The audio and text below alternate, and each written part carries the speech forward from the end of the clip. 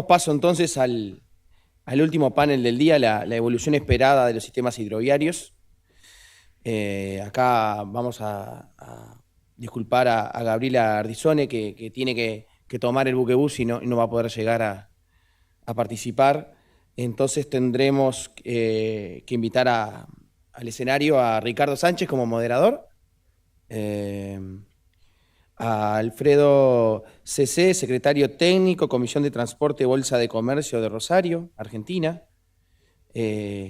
a Carolina Rueda, directora de Integración Regional, Gerencia de Infraestructura Física y Transformación Digital, y Andrés Nieto, gerente área de Sistema Nacional de Puertos, Administración Nacional de Puertos de la ANP de Uruguay. Adelante, por favor. Me acordé, ¿viste?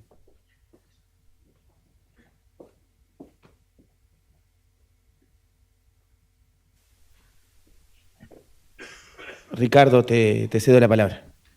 Bueno, muchas gracias. Buenas tardes. Nada más lindo que ser los últimos. Que no nos odien.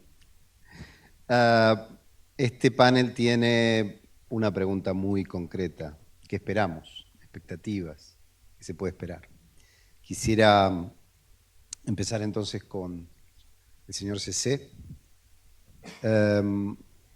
Me gustaría preguntarle, además de la pregunta que da por título al panel, bueno, el porqué del involucramiento de su institución, que me consta por tantos años en el interés en los temas de la hidrovía y, por supuesto, qué es lo que espera la institución del futuro de la hidrovía, en este caso, Paraguay, Paraná, Río de la Plata.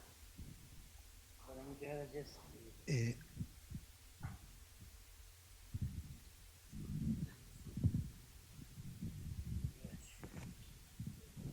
Hola.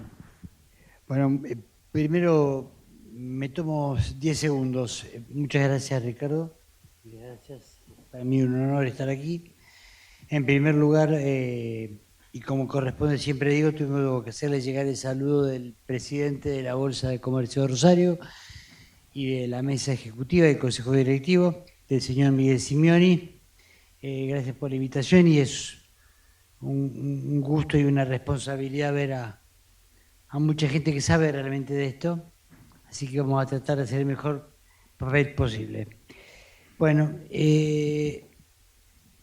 a la pregunta del doctor Sánchez le voy a responder diciendo así rápidamente. La Bolsa cumple ahora 140 años. La Bolsa, es bueno siempre reflejar esto, es una sociedad, una asociación civil sin fines de lucro, formada por integrantes de la distinta cadena productiva de la agroindustria.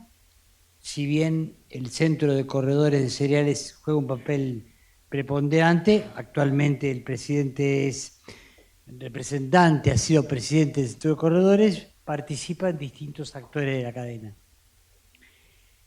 Por eso, y no solamente de ahora, sino hace 140 años, la Bolsa se preocupa por temas de transporte y en particular por temas de transporte fluvial, marítimo, ríos, puertos, porque básicamente, y no hay que perderlo de vista, creo que varias personas que han estado aquí en el panel lo han dicho, toda operación de comercio significa en algún momento una operación de transporte. Y en particular, y muy especialmente en los graneles agrícolas de alto volumen y de bajo precio relativo, el costo de la erogación que hay que hacer por el transporte y la logística es muy importante, y lo que puede ser una buena operación comercial en un momento puede darse absolutamente vuelta si uno comete errores o si la cadena logística es ineficiente. O sea, por eso es que la Bolsa se preocupa y de hace mucho tiempo por este tema, Ricardo. Bueno, gracias. Y entonces sí vamos a la pregunta de fondo del panel. ¿Qué expectativas? ¿Qué es lo que se espera? Creo que podemos hacer una ronda con los tres y después repreguntar. Si quieres empezar. Rápidamente, para no ocupar demasiado tiempo del resto de los panelistas, nosotros creemos que es muy importante que, en particular, la hidrovía Paraguay-Paraná, el Río de la Plata, dé un salto de calidad en las prestaciones. Creemos que ha sido un ejemplo que ha tenido una potencialidad un efecto muy positivo sobre la producción, pero también es cierto que hace muchos años que no tenemos mejoras significativas en las prestaciones, y si uno escucha un poco lo que pusieron algunos participantes del panel anterior, incluida la incorporación de nueva tecnología, realmente lo que esperamos es que haya una captación de todos estos adelantos tecnológicos por parte de la vía navegable. Y como para cerrar, simplemente para tener un ejemplo, marco dos datos. Los embarques, para tener una idea de la dimensión de esto, en los últimos, en el milenio, desde el 2000 hasta ahora, crecieron en la zona de Rosario aproximadamente un 50-60%, de 30 millones de toneladas a 60-70, salvo el año pasado, que fue un año de sequía. Y el ingreso de buques de ultramar pasó de 1.500 en la zona de Rosario a, exceptuando el año pasado, a 2.500, 2.600, o sea, que implica un crecimiento a interés compuesto del 2% anual, constante. O sea que esto demuestra la potencialidad que ha tenido. Probablemente uno diga, bueno, el máximo crecimiento se ha visto, pero realmente esperamos, anhelamos que esto siga mejorando, que siga ampliando, sobre todo que siga incorporando nueva tecnología y que permita o mejorar las inversiones o evitar que haya un proceso de desinversión en las instalaciones portuarias realizadas a la vera del río. Pienso, señora Rueda, que usted podría no solamente hablar de la hidrovía Paraguay-Paraná, pero le dejo abierto a su discreción. Gracias, Ricardo. De nuevo me disculpo por mi voz, creo que estoy mejor que esta mañana. Y bueno, quisiera dejar algunos aportes, o más bien visibilizar algunos temas que se han tratado en la sesión de hoy, pero un poco por la tangente, un poco de ladito, y tienen que ver con, por ejemplo, un tema que trataba Melina más temprano, en relación con las diferentes actividades que confluyen en torno al río. No nos olvidemos que estamos hablando de hidrovías, pero en estas hidrovías no podemos dejar de lado la comprensión del desarrollo económico, del desarrollo productivo. Asociado al río está el desarrollo de la pesca, de la recreación, del turismo, la movilización de personas, la movilización de pequeñas cargas también, de abastecimiento, de consumo de las comunidades en las riberas de los ríos. Y esto exige también una mirada desde la compatibilización de estas actividades, pero también en términos del desarrollo de la infraestructura, pensar en algunas infraestructuras livianas que puedan acompañar estas otras actividades sin entrar en conflicto con estas grandes hidrovías de las que estamos hablando acá. Allí creo que se requiere innovación para diseñar soluciones a la medida de la naturaleza y a la medida de los territorios. Y mencionaban también más temprano, no recuerdo ahora, en un panel, los ríos se mueven, los cauces de los ríos cambian también, y esto deja un dilema para los funcionarios, para los servidores públicos al momento de asignar los recursos en inversiones en infraestructura. ¿Qué pasa si yo hago un pequeño muelle o hago una infraestructura básica este año y el otro año el río no va por ahí. ¿Hay un detrimento patrimonial en esa inversión? Entonces, ¿cómo podemos nosotros plantear desde la innovación, desde la creatividad, soluciones que se adapten al río? No solamente cómo adaptamos el río para que la hidrovía sea navegable 365 días al año, sino cómo también nuestras soluciones se adaptan a esa dinámica propia de los ríos. Un segundo tema que creo que es un reto además para el próximo foro tiene que ver con la participación femenina.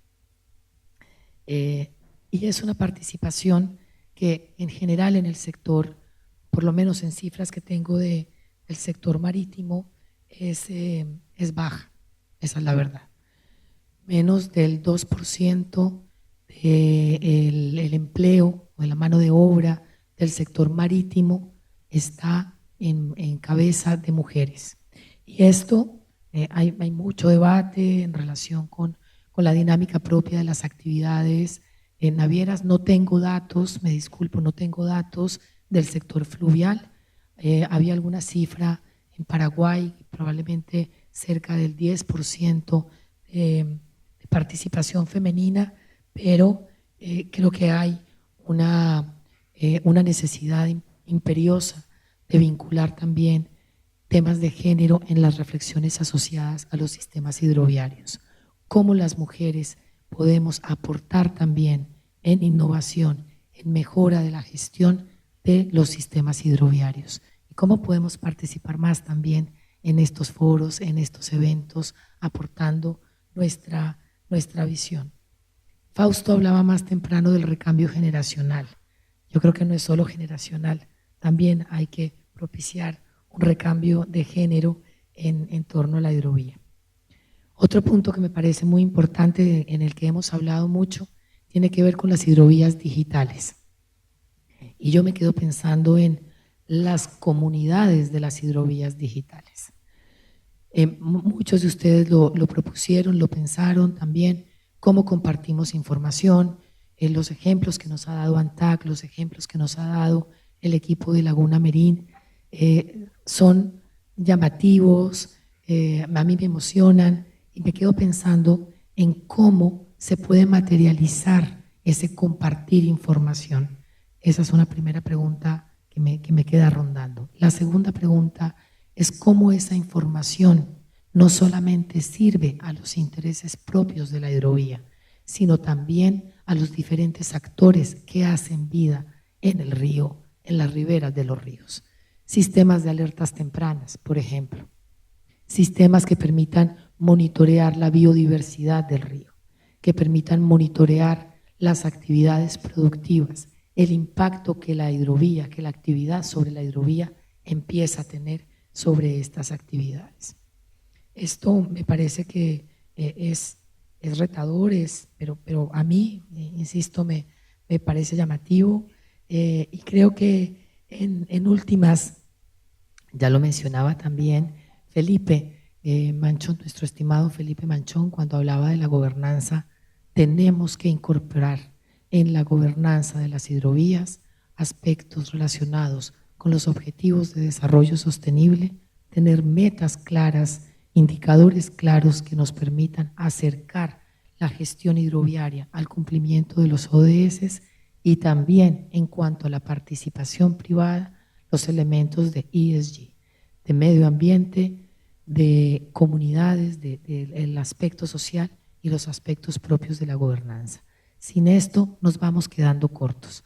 Vamos a poder avanzar, vamos a poder tener hidrovías más eficientes, una gestión más eficiente, reducir los costos logísticos, pero no vamos a permear en su totalidad estos beneficios económicos sobre las comunidades. Creo que eso me ha quedado así como de, insisto, escuchándolos a ustedes y viendo un poco cómo ha sido la evolución de nuestro foro. Gracias, Ricardo.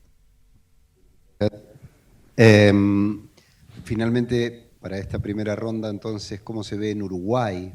Ya no hablando solo de una hidrovía, porque tienen varias, y qué expectativas tienen hacia este desarrollo. Bueno, muy bien. Bueno, buenas tardes a todos, casi buenas noches en la finalización de esta extensa pero muy entretenida e ilustrativa jornada, y no ha sido muy amigable para los simpatizantes de Peñarol porque ya no llego al estadio, vamos a ver si llegamos a ver la televisión.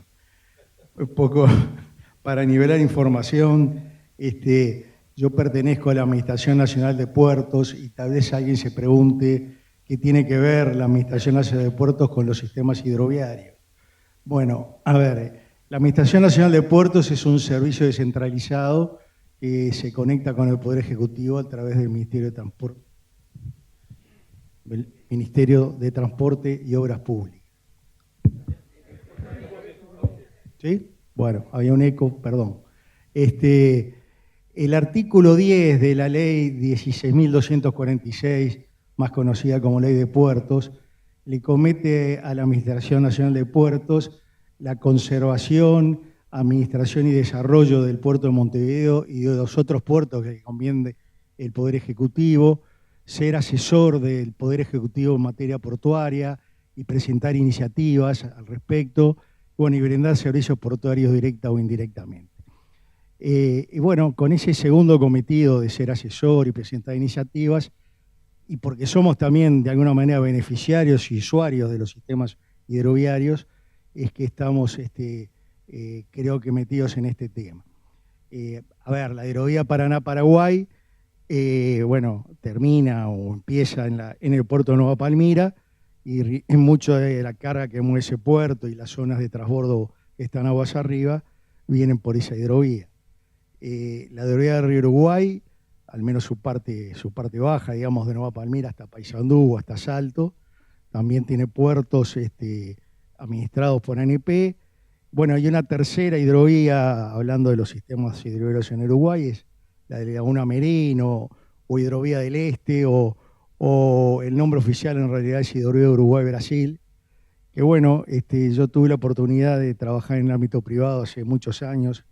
Veo acá caras de amigos y colegas que le pusimos mucho empeño a esa hidrovía que todavía está pendiente. Años después, la ANP también la evaluó para ver si desde Charqueada se podía poner un puerto comercial público y bueno, y eso quedó en el debe. Pero ¿a qué va esta reflexión de esas tres hidrovías, sobre todo de estas dos últimas?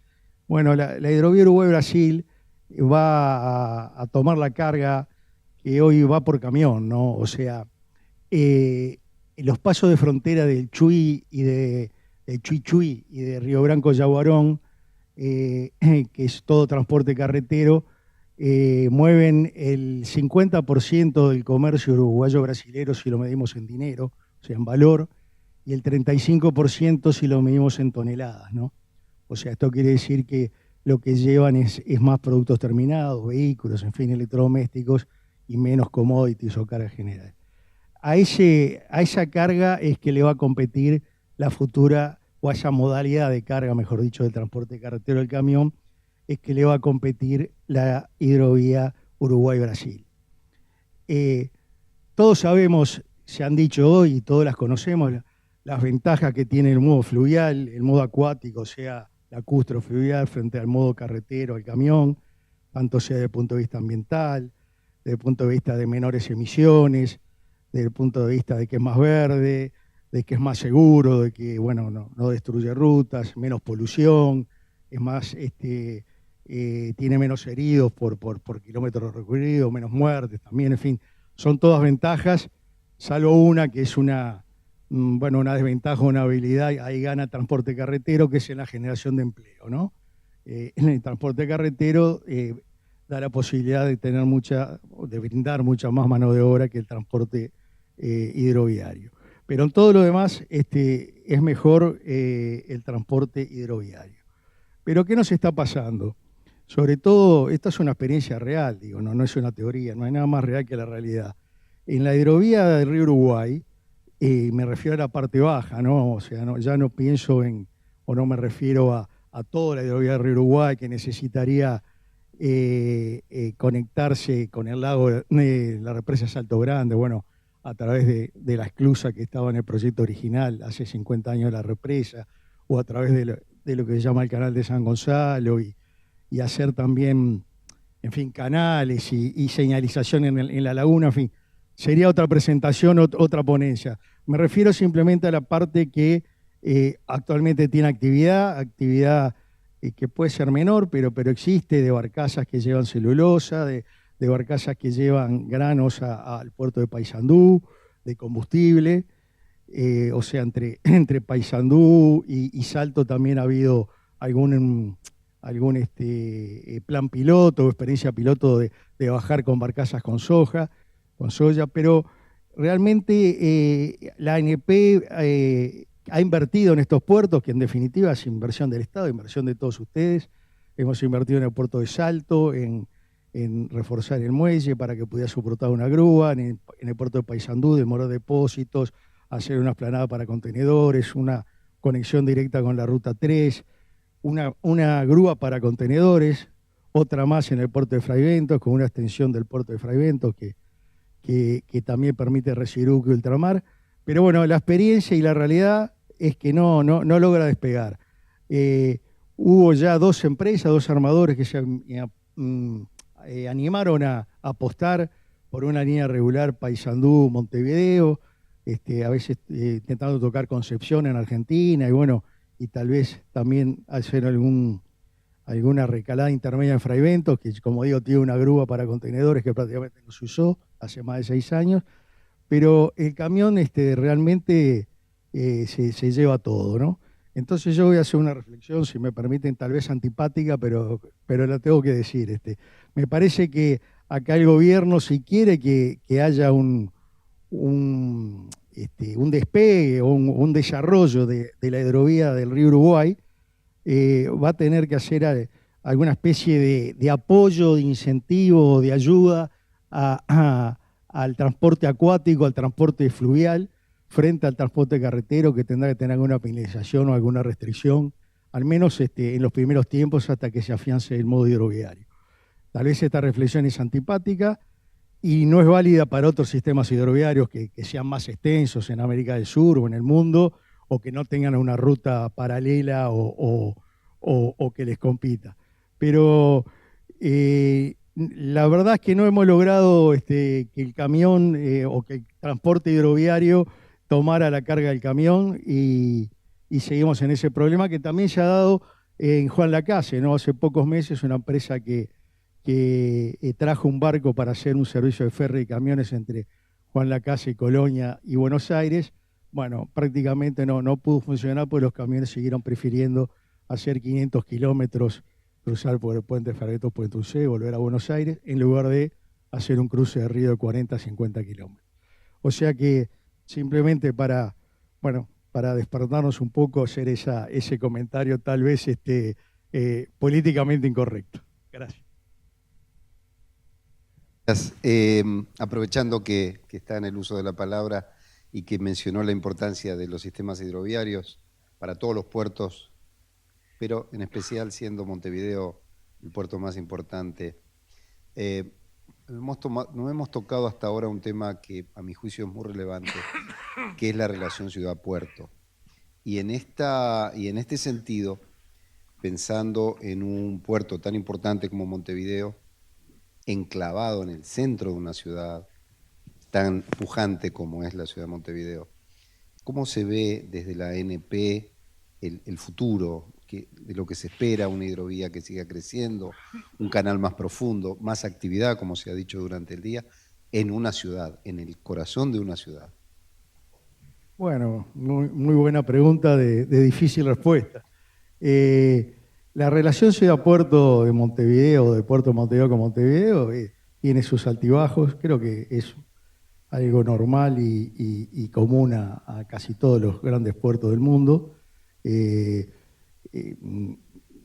Hubo proyectos y hay proyectos que tuvieron cierto impacto a ojos de la ciudad negativos, pero bueno, está ahí. Nosotros a los portuarios nos gusta decir que primero fue el puerto, después fue la ciudad y después fue el país, o sea que llegamos primero y intentamos ser compatibles. Hay una limitación física y geográfica, o sea, Naturalmente, el puerto de Montevideo solo se puede extender hacia la bahía, siguiéndole ganando hectáreas a la bahía de Montevideo. Y bueno, tiene un predio también del otro lado, en la zona de Punta de Sayago. Pero la profundización a 14 metros del canal, que ya está autorizada y esperamos que a la brevedad comiencen los trabajos, no va a afectar la relación puerto-ciudad. Recientemente se construyó un viaducto elevado que facilita también el tránsito, tanto sea de las cargas o de los camiones que vienen con carga, como del tránsito de la ciudad, eso todo a costo de la ANP. O sea que, digamos que es un matrimonio que tiene sus rencillas, pero que se lleva bien. Muchas gracias. Señora Rueda, me permitiría de la buena exposición que hizo en ambos casos agregarle una palabra clave en su visión: resiliencia e hidrovías. ¿Cómo se ve? Bueno, en términos de resiliencia, yo creo que, de nuevo, volvemos un poco a los ODS, volvemos a los temas de adaptación al cambio climático, volvemos a los temas, sobre todo adaptación, más que mitigación, que creo que los temas de mitigación han sido ampliamente cubiertos y los beneficios perfectamente explicados. Infraestructura resiliente, creo que vamos a todo lo que se viene trabajando en materia de gestión de la información, recopilación de data, tiene que tener también un propósito en ese sentido. ¿Cómo diseñamos una infraestructura que sea resiliente al cambio climático? Cómo nuestras proyecciones también empiezan a tener escenarios mucho más amplios. No estamos hablando solo 50, 100 años, por ejemplo, en los temas hidrológicos.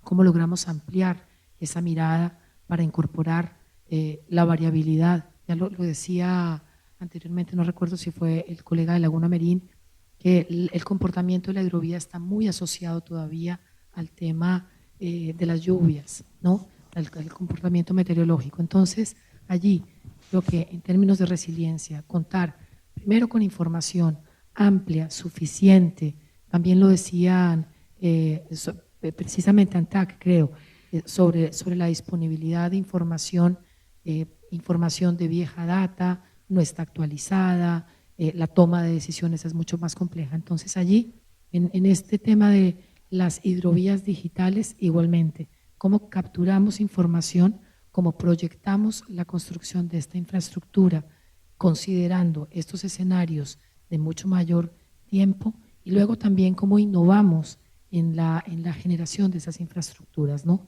Como tecnologías que permitan incorporar una mayor adaptación en términos de técnicas constructivas, de materiales constructivos que puedan irse incorporando en el tema hidroviario.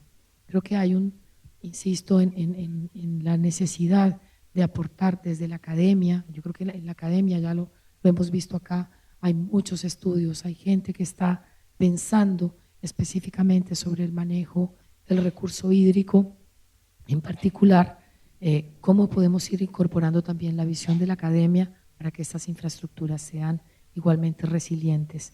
Y en esa resiliencia, creo que uno de los grandes retos que enfrentan las hidrovías es precisamente la variabilidad en términos climatológicos, ¿no?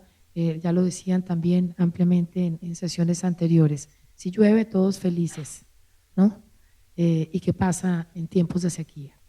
¿Cómo logramos garantizar que la hidrovía sea operable? ¿Cuál es el mínimo operable de la hidrovía para que adicionalmente en esta distribución de riesgos que ya veíamos en la sesión anterior, cuando invitamos al sector privado a participar en una concesión, cuando le pedimos al sector privado que garantice unos mínimos de eficiencia y de servicio en la gestión, ese riesgo de nuevo, del cambio climático, cómo termina afectando y cómo logramos entonces garantizar unos mínimos de servicio en tiempos de sequía o en tiempos en donde el cambio climático ya está, lo decían también, tenemos épocas del niño donde llueve o no llueve, de la niña donde llueve o no llueve.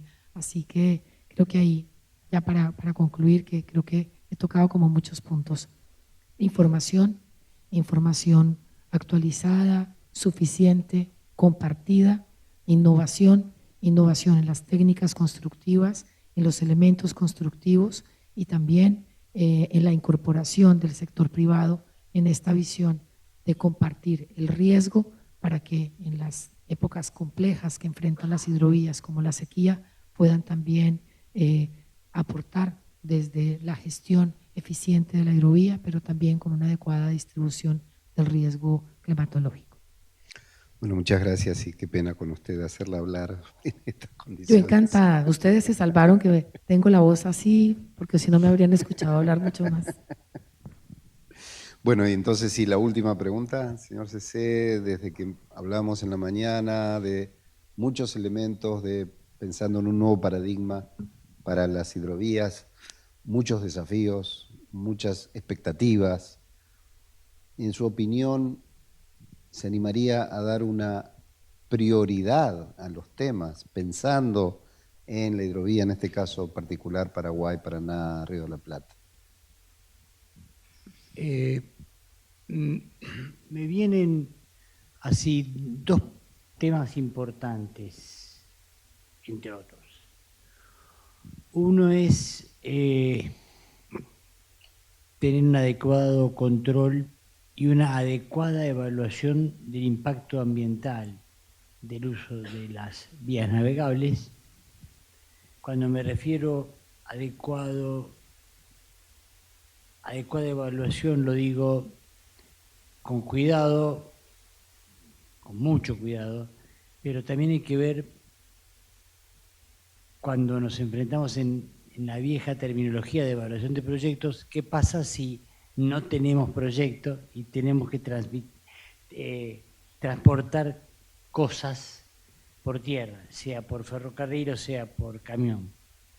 Es decir, a veces magnificamos el impacto ambiental del transporte por agua y nos olvidamos del terrible impacto ambiental que tienen los medios terrestres. Y también deberíamos ser, creo, justos cuando hablamos del impacto ambiental de la navegación o de los puertos y nos olvidamos del efecto que tenemos como habitantes de las ciudades sobre los cursos de agua, sea por la disposición de desechos o sea por el arrojar residuos sólidos no tratados en las aguas de los ríos. Eso por un lado, o sea, la cuestión ambiental.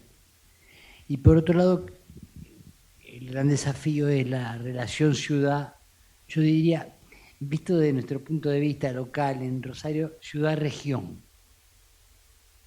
Porque si uno toma, de nuevo, me gusta tirar algunos números, hablando de transporte de cabotaje, granos en la región Rosario, en un año normal, 50 a 55 millones vienen por camión, 10 por ferrocarril a los puertos y 600.000 por barcaza. Entonces, no vamos a trasladar todo el transporte por camión a barcaza, eso está clarísimo, porque en algunas zonas no hay ríos directamente.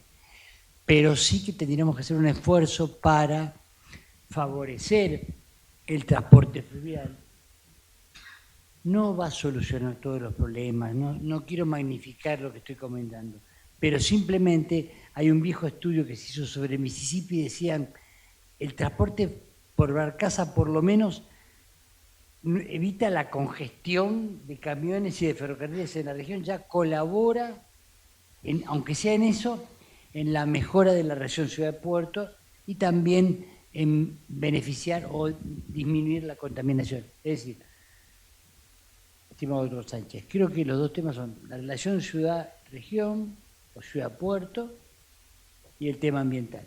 De hecho, por ejemplo, la Bolsa está trabajando con los intendentes y jefes comunales locales y en la provincia para promover mecanismos de financiamiento a través del mercado de capitales, sea títulos públicos, sea fideicomisos, que permitan financiar obras, normalmente son obras viales o que tienen menor costo, que tengan una baja inversión y un alto impacto sobre la calidad de vida de la población para, de nuevo, favorecer la relación entre los habitantes de la región y los puertos, fundamentalmente porque los puertos en muchos casos estuvieron primero, y además porque no hay que olvidar, hablo en el caso de nuestra región, en la importante cantidad de puestos de trabajo y lo bien remunerados que son esos puestos de trabajo.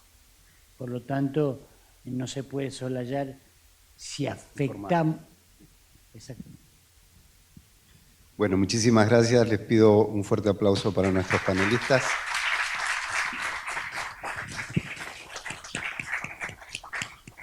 Lástima la hora, si no seguíamos 2 o 3 horas más.